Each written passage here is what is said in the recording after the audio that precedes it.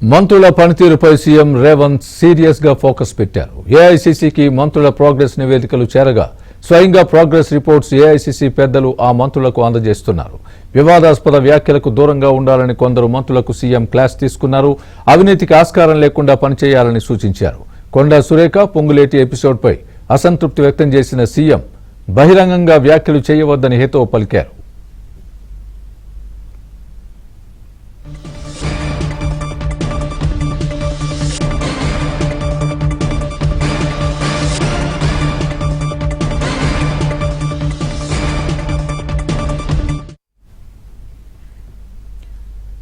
ఇదే అంశానికి సంబంధించి పూర్తి అప్డేట్ మా ప్రతినిధి నరసింహరావు చెబుతారు.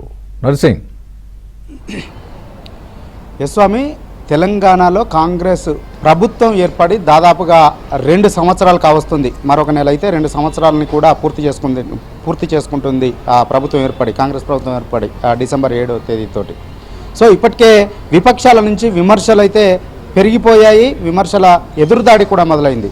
ఈ సందర్భంలో ఇటు ప్రభుత్వం నుంచి ముఖ్యంగా కేబినెట్ మంత్రులు సమిష్టిగా ఉండి ఎదురుదాడి చేయాల్సింది పోయి వారి విమర్శలను తిప్పికొట్టాల్సినటువంటి పరిస్థితి కానీ దాన్ని విస్మరించి మంత్రులంతా కూడా ఎవరికి వారు యమునా తీరే అనేటువంటి చందంగా వ్యవహరిస్తున్నారు కొంతమంది మంత్రులు.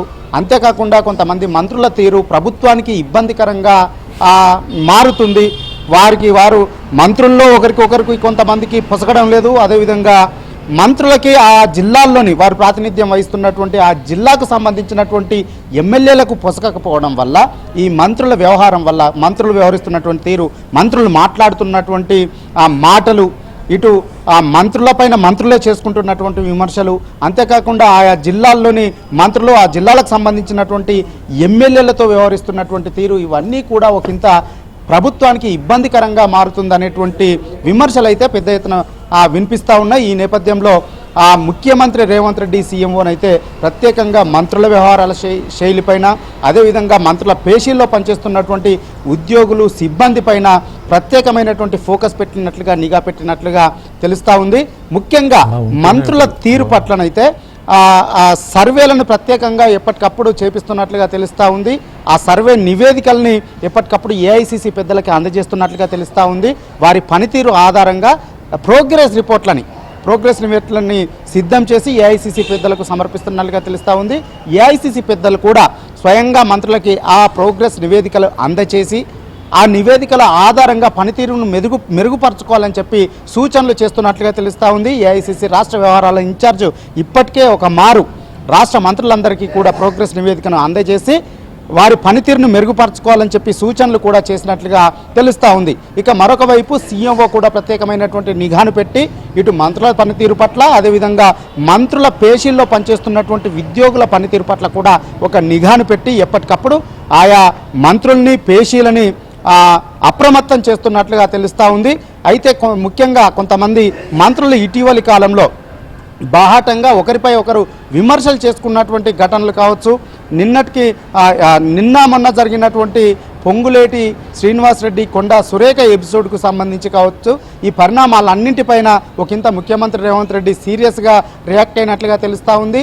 కొంతమంది మంత్రులకి శుతిమెత్తగా క్లాస్ కూడా తీసుకున్నట్లుగా తెలుస్తూ ఉంది.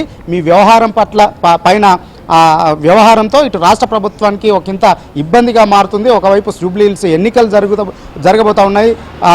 రేపు సమీప భవిష్యత్తులో ఇటు స్థానిక సంస్థల ఎన్నికలు కూడా రాబోతూ ఉన్నాయి. ఈ సందర్భంలో అందరూ ఐక్యంగా ఉండి ముందుకు వెళ్లాల్సినటువంటి తరుణంలో ఈ విధంగా తమలో తాము గొడవపడడం, తగులుపడడం అనేటువంటిది సమంజసం కాదు. అందరూ ఐక్యంగా పనిచేయాలని చెప్పి ముఖ్యమంత్రి రేవంత్ రెడ్డి ఎవరి వ్యవహార శైలి అయితే కొంత ఇబ్బందిగా మారుతూ ఉందో వారికి శుతిమెత్తగా క్లాసును తీసుకున్నట్లుగా తెలుస్తూ ఉంది. దాంతో పాటుగా ఇక ఎక్కడా కూడా పేషీల్లో పనిచేసేటువంటి సిబ్బంది విషయంలో కూడా తగు జాగ్రత్తలు తీసుకోవాలని చెప్పి ముఖ్యమంత్రి రేవంత్ రెడ్డి సూచనలు చేసినట్లుగా తెలుస్తూ ఉంది. సీఎంఓ అధికారులు సూచనలు చేస్తున్నట్లుగా తెలుస్తూ ఉంది. ఎక్కడ అవినీతికి తావు లేకుండా జాగ్రత్తలు తీసుకోవాలని చెప్పి కూడా సూచనలు చేస్తున్నట్లుగా తెలుస్తూ ఉంది.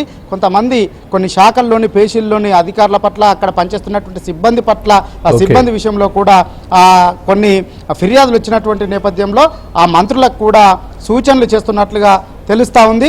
సో ఇప్పటికే ఆ దిశగా ప్రక్షాళన కూడా సీఎంఓ మొదలుపెట్టింది అనేటువంటి చర్చ అయితే ఇప్పుడు విస్తృతంగా జరుగుతూ ఉంది. నిన్నటికి నిన్న కొండా సురేఖ వద్ద ఓఎస్డీగా పనిచేస్తున్నటువంటి ప్రైవేటు వ్యక్తిని విధుల నుంచి తొలగించి ఆ విధమైనటువంటి సంకేతాలు సీఎంఓ ఇచ్చిందనేటువంటి చర్చ కూడా ఇప్పుడు విస్తృతంగా ప్రభుత్వ వర్గాల్లో, సచివాలయ వర్గాల్లో జరుగుతూ ఉంది. Swami right Narsing, thanks for the update.